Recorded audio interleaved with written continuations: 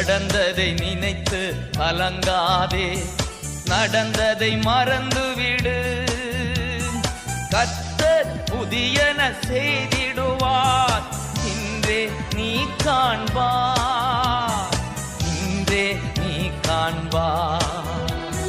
கலங்கிடவே வேண்டாம், கலங்கிடவே வேண்டாம்.